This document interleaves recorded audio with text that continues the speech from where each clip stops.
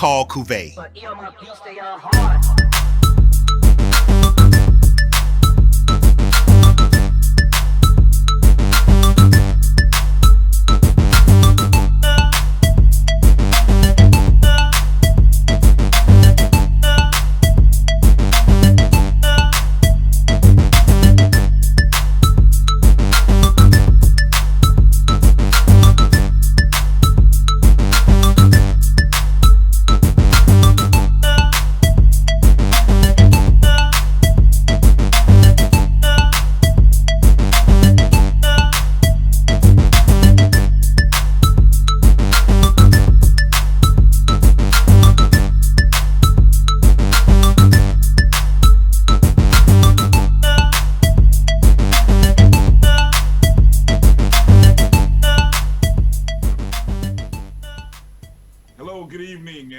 To the BCSN Sports Wrap.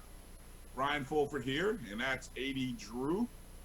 And we are coming to you live with a special announcement.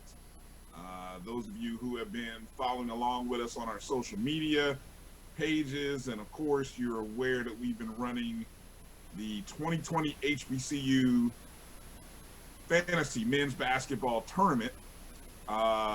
32 teams were selected by AD and myself and the rest of the folks on the selection committee. And we did our best to kind of come up with a ranking of the 32 teams based on their Massey rating. And then we seeded them in 4 regions. And so once we did that, then we turned it over to the fans. We turned it over to you. And we want to thank all of the teams, the alumni, the supporters, anybody who voted and promoted the round over the past week.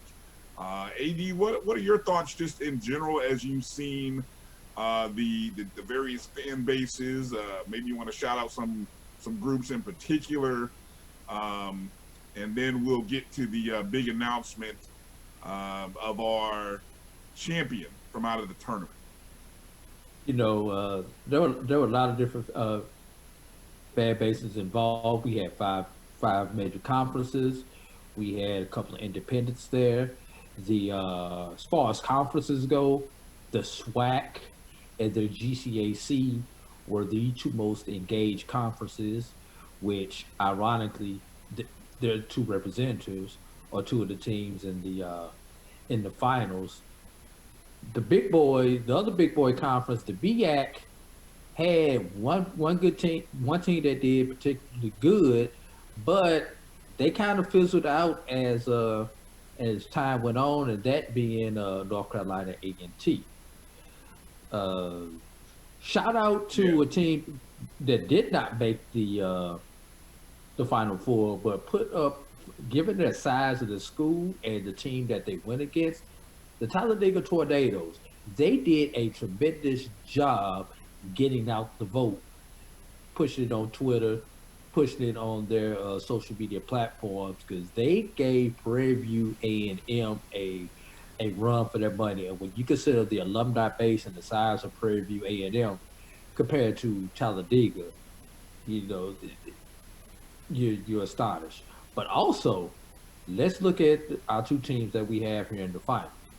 Xavier, Prairie View A&M. Well, let's do that for a second, because before we do that, the last time we got together was the Final Four, and we had Prairie View A&M going up against Texas Southern, a matchup of the Battle of Texas, basically the Houston area, and then we have the battle in the Bayou between Southern and Xavier.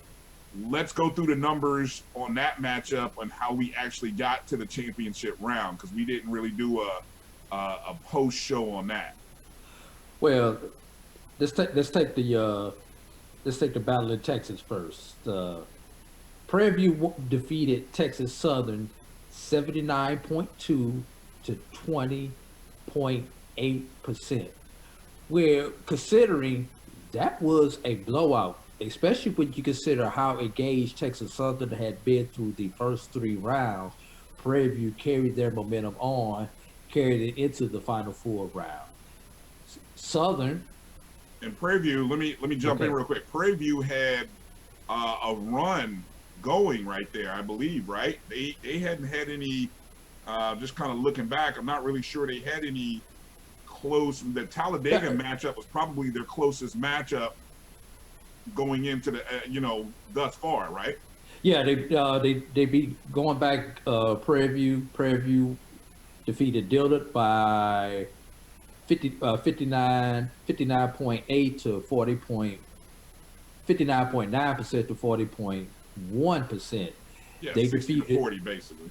They defeated SWAC opponent Jackson State 57.1 to 42.9%. And that team that I was telling you about out of the GCAC, that small school in Alabama, Talladega, gave Prairie View a run for their money. And at one point in time, they were beating Prairie View in the voting coming down the stretch. Prairie View, around the halftime point, they were beating them, right? Correct. And it went back and forth depending on the time of the day that we took the intermediate polling of it. Prairie View defeated Talladega 52.1 to 47.9%. Just over, right around 5 points, about 4.5 points.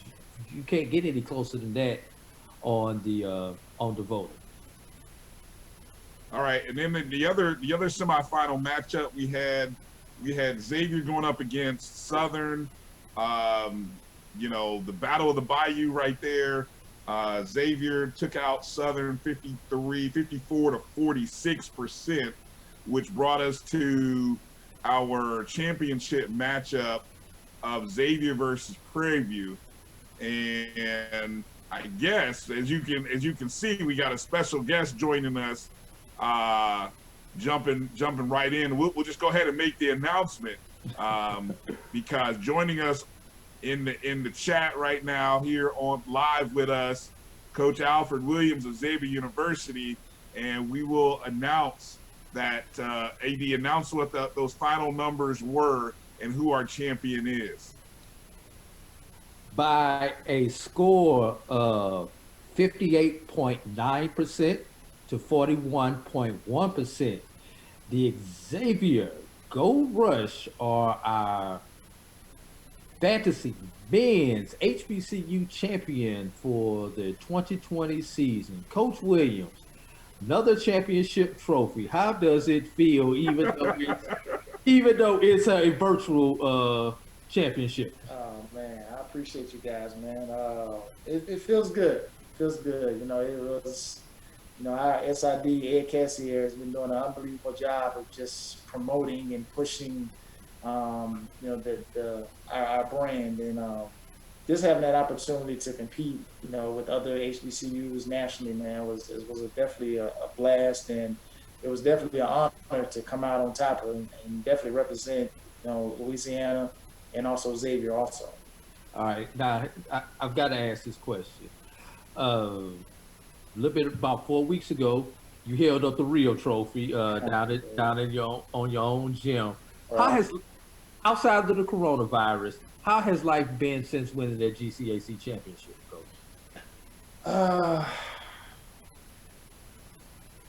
It hasn't been a big difference, to be honest with you.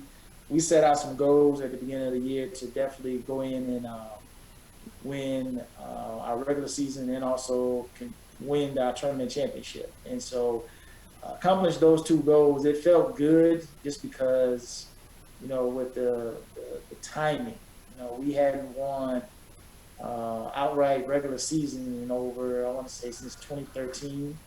And then we haven't won a tournament championship since 96. So we definitely was excited to be able to be the team to break that streak. And, that moment right there was surreal because, a lot of people for years prior to had supported the institution in the Xavier basketball. And just being able to have that moment for those fans and for the alumni who didn't get a chance to do that, man, was definitely special.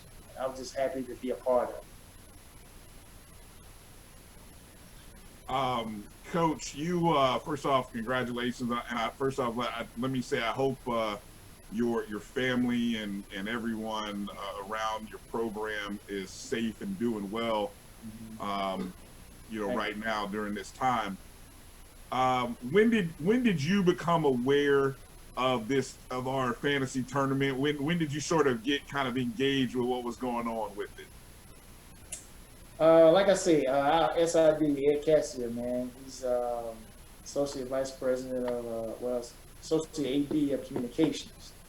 He's always letting us know what's going on, man. And once we first saw the fantasy HBCU tournament going on, man, it was kind of unique because you haven't seen anything like that. So we wasn't able to have a postseason, so being able to have the fantasy postseason was also special. And I would say maybe the round of 16, maybe. I saw that, we had a lot of GCAC schools in, and then I saw see all these GCAC schools knocking off teams. And I'm like, okay, that's nice. And then as we got to the Elite Eight, Final Four, that's when it's like, okay, let's see what happens. And you didn't feel disrespected by the 4 seed that you were given by the selection committee, did you? You know what? I say certain things. 4 seed. I say, hey, it is what it is. But it's a reason because being the underdog is always the best, and nobody see you coming. Right. I just want you to know somebody in this chat initially had you as a 1 seed, but then the selection committee kind of came in and were like, "Oh, are they a 1 seed?" So I just want to put that out there. And then our producer Roy correctly picked you guys going into the Final Four. So there was a lot of love for Xavier, no doubt, from Jump Street. Okay, just want to let you know that. Now if an NAIA school would have been number 1 seed over those Division I schools, that was a big argument in the room. That was the big argument in the room right there, Coach. Right there. Yeah. Right. And thank God the Bassett scale, the Bassett rating system kind of bailed everybody out, because that was the basis that we used to put the numbers together. We did a few adjustments, obviously knowing that the Bassett rating for NAIA school is not going to be the same as a Bassett rating for a Division I school, but it was the only thing out there that was common between the 3 different levels: Division I, Division II, and NAIA basketball. So we did a little math on that. Now, that's good. It took a lot of work. You guys put a lot of time and effort into it, man. We appreciate it for sure. Just giving exposure to HBCU basketball and everything. Right. But your fans helped out, Coach. Just going back looking at some of the numbers, after the first round, just based on total number of votes, Xavier was number 4. They led. They were actually they led their region in voting, but the John McClendon region, but they were number 4 overall. In the second round, they were number 2 to Southern, and then the last 3 rounds total votes. Overall, you guys have had more votes overall in the last 3 rounds than any other HBCU. Now, consider the size of your school. What does that say about your fan base and everything else that you guys have down there in Gold Rush and Gold Nugget Nation?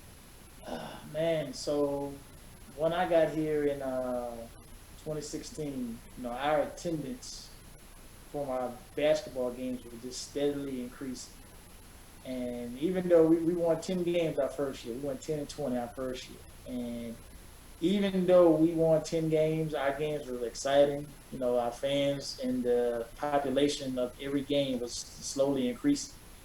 And so that was something that I definitely noticed throughout our season. And so when season 2 came, it slowly started picking up even more. And I want to say that year we played Dillard at which is our rivalry school. We had, for our rivalry game, we had over 3,000 people in our arena, in our gym. and you could feel the floor shaking, you can feel the vibration and everything. So it was a good environment. And then year 3 and year 4, the same thing. And so, our student body, our fans, our families, they definitely get behind us. And even though we roughly around 3,400 students in the student body at this university, we have a great following, man. And from New York to Seattle to California, all the way to Texas and Louisiana, man, we have a great following. And we try to do our best as far as when we come out to athletics. And again, I'm gonna keep giving my guy Ed Cassier, man, some love, man. He does an unbelievable job of pushing. So we wouldn't be who we are without Ed.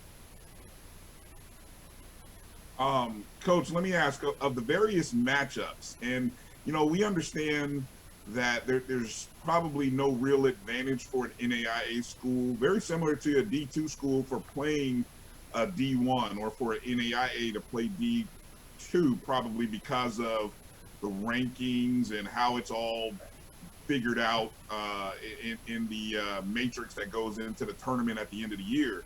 But when you look at all the matchups, you guys took on a North Carolina Central, Tennessee State, Southern, Prairie View. If you had a wish, or if you had an opportunity to play one of those teams, which one would you like to see scheduled? If you had a wish list to say you get one opportunity to schedule one for real, a real game, real matchup. Don't forget Alcorn was the opening round match. Yeah, that's right. Can't forget Alcorn in the beginning, right? I have 2. So the first one, Fairview. Fairview was one of our grad assistants that was with us at the time. He is now the associate head coach at Fairview, Landon Buss. So he's a Xavier right, man. So being able to have that opportunity to coach against him would be special. But I guess I get that honorable mention. But if I had one, I would say North Carolina Central. Yeah, Coach Lavelle, man, he does a great job. Coach Bowden does a great job up there, man, of just putting North Carolina Central on the map, man. He's been doing it for a long time, man. And his story is kind of similar. Well, my story is similar kind of to his. Played at Central. Now he's back as the head coach now. And just being able to put Central on the map like that, that's something that we definitely feel like we can do here at Xavier also. So that'd be a good matchup. And I'm from the Carolinas, too, so that'd be something special, too. Homecoming. All right, now here's the question everybody at the Bayou is asking. Even though it could be an exhibition game, but Xavier, Southern, and I'm not talking about the Southern across town from you that no longer had to suspend their program. I'm talking about the real Southern, as in Baton Rouge. What we got to do to get that game started back again? Got to make that happen. This is 2009, according to my research. Yeah, I remember that. That was my first year back as assistant coach. We played Southern. I want to say we beat them that year, I think. But it was a good game. It was a good event. The atmosphere was unbelievable, and we tried a couple times to get that game back. It's still in the works. So I think that hopefully, with the relationships that we're building in the Baton Rouge area, within the next 2 years, I think that game will possibly happen. Great. Yeah, we definitely got to see that happen. Even if it's an exhibition game, I think that game should be played almost every other year. 1 year their place, 1 year your place. We got to make that happen. Battle of the Bayou. We've already given it a name. You guys gonna come up and cover it? That'd be something. We're there. We're there. We'll be there. So soon as they let us fly Corona free, we'll be there, Coach. I got you. Let's. I don't want to take too much of your time up this evening, but tell us a little bit about, as you are preparing for the future. I know a lot of coaches are. How's recruiting? How's monitoring your? I don't want to say monitoring you guys, but keeping up with your guys. How is all that going this off season with the conditions that everyone's in right now? It's been tough. just to say the least. Um, I'll say this: a lot of students learn differently, and so when you don't have the opportunity to have face-to-face contact with your teachers, with your instructors, it definitely, it's definitely, I don't want to say cause anxiety, but it's a different learning tool. So to be have everything forced online without even having the option is definitely has been a challenge for our student athletes, and so the student athletes all over. So you just got the number one thing we tell our guys is just you got to be ready to adjust. Life is about making adjustments, and being able to make the best out of the situation. So with the technology that we do have, this Zoom, our instructors are definitely active, reaching out to our students on a daily, making sure that they're, engaged and handling their business in the classroom. We check in with our guys probably twice a week just to make sure that, we don't want to be overkill, but we want to make sure that they're doing what they're supposed to do in the classroom, because we got to make sure that we maintain our academic standards. We had 16 members this year on the honor roll this year in the first semester, so we're trying to repeat that. So that's definitely a huge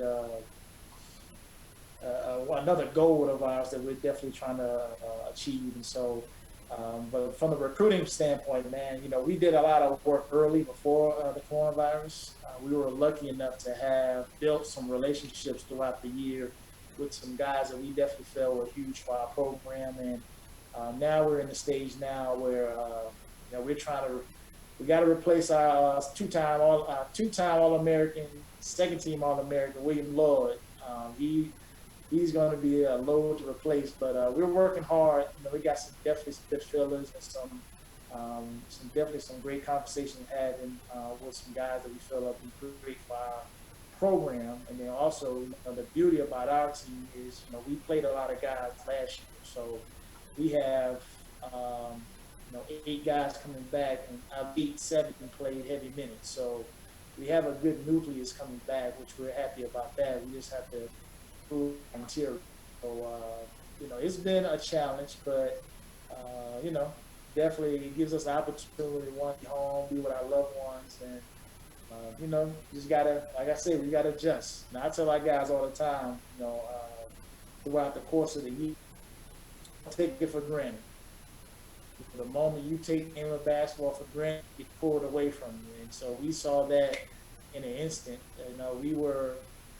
The day it got pulled away from us, we had just had a practice. We were prepared. We heard about who we were playing in nationals. We had a practice, then we had a meeting, and then that's when we found out. So it took me about 3 days to kind of get back in motion and everything, because I was sick, but I think it definitely was the best call for the athletes and also for the teams that were coming to Kansas City and everything. All right. Well, AD, I don't know. Did you have any other questions for Coach? No, I just want to thank him for joining us. Obviously we want to wish him luck. Wish you would have had the opportunity to go out and see how deep you guys could get, because you guys were top 10 in the country. Man, we finished top 10 in the country in the polls, and that was something we were striving for all year. And to get that was like, okay, we right where we want to be at. And we had a feeling we probably could have got to the Final Four at least, if not winning. I am going to ask you this question because I just saw an interview with LeBron James, where he kind of said if they don't get back to the NBA season, it's going to almost be like a letdown, like it's like there's no closure to it. Do you feel like there was no closure to your season? Because it every season usually ends naturally. Either you win a game or you lose and go home. Every now and then you have that where you waited to see if you get into a tournament, but realistically, if you get in, you're happy, and if you don't, well, you know how that goes. So, what about that closure that you did not get, Coach? Well, I'll tell you this: last year we felt a pain that we hadn't felt. I haven't felt in quite a long time. I had a numb pain of how we finished our season last year, and after I had some time to really reflect about our season, man, I feel like God knew all this stuff was gonna happen, and so to be able to put us in position to not only win regular season, we had to play 5 games in 8 days to win a tournament championship, and when you get to nationals, you got to win 5 games in 7 days. So looking at the glass full, I feel we accomplished our goals of what we want to be, and at the end of the day, we finished the year. We finished the year with a win. So a lot of people don't get to say that, but they here on a win. So we definitely was excited about the opportunity to be chosen one of the 32 teams in nationals. To have an opportunity to win a championship on our floor, but which is our first since '96, but also our first in this building, in the Convocation Center. So to be able to do that in front of our fans, the way we did it, we were pretty much down and out the whole game, and we just battled, and at the 39th minute, man, we was able to get through and get the win. So I'm excited to have that opportunity to say that my team was the one who was able to do it. So you wanted to represent the institution on a national stage, but unforeseen circumstances stopped that. But like I said, I couldn't be more excited for our program and where we're going, because it's been a 4-year build up to this moment, and I think this is only the start. Well, Coach, not only have you won our fantasy championship on the men's side, but Ed's doing a good job pushing your women's team, the Gold Nuggets, on the in our women's fantasy championship in a bracket that is one of the brackets named for your counterpart on the women's side, Bo Browder. So they won round 1 in the Bo Browder region, and up in round 2 of the Bo Browder region. So yeah, that's good. Maybe they'll join you guys for the fantasy championship. I hope so, man. I hope so. Ed, my Ed's gonna kill me if I don't do this. But our women's team, they're in the ranks too. Also, they're doing an unbelievable job with this thing. They done beat North Carolina. They done beat a lot of different Pepperdine, I think. And so they're in a battle now. I think doubles with the men's team. And so just encourage everybody to definitely vote for some HBCU tennis players, man, that are doing. They're really, really good in person, but they're really good in fantasy too. So if you get a good chance to ball, man, that'll be. Yeah. I forgot.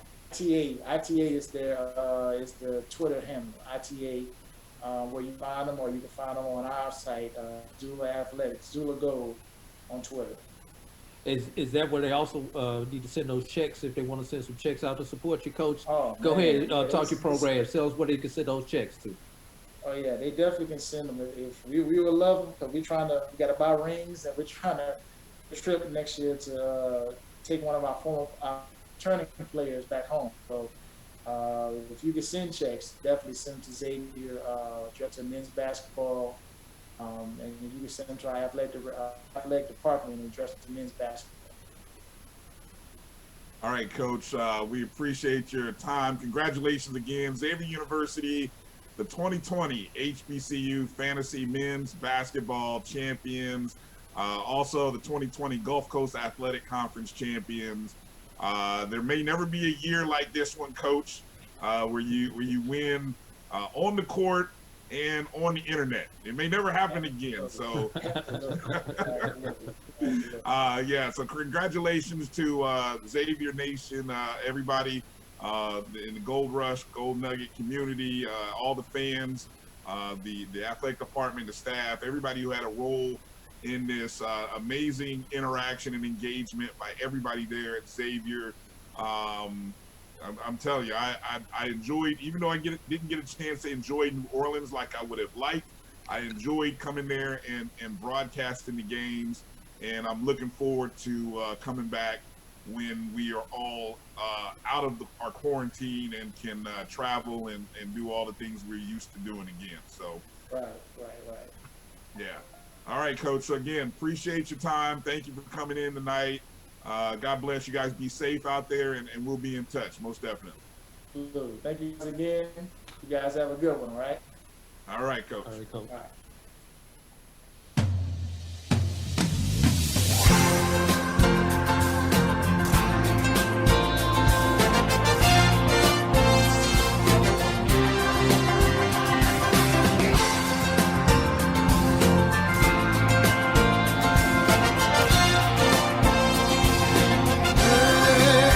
The ball is tipped, and there you are. You're running for your life. You're a shooting star. And all the years, no one knows just how hard you worked. But now it shows. In one shining moment, it's all on the line. In one shining moment, they're frozen in time. But time is short and the road is long. In the blinking of an eye, that moment's gone. And when it's done, win or lose, you always did your best. 'Cause inside you knew that in one shining moment you reached deep inside. One shining moment you knew you were alive.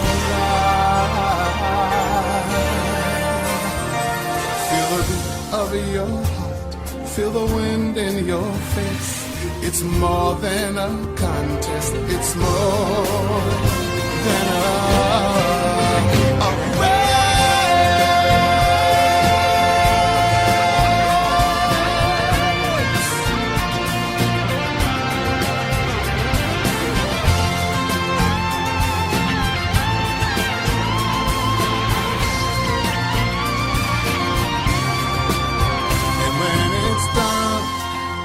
Win or lose, you always did your best.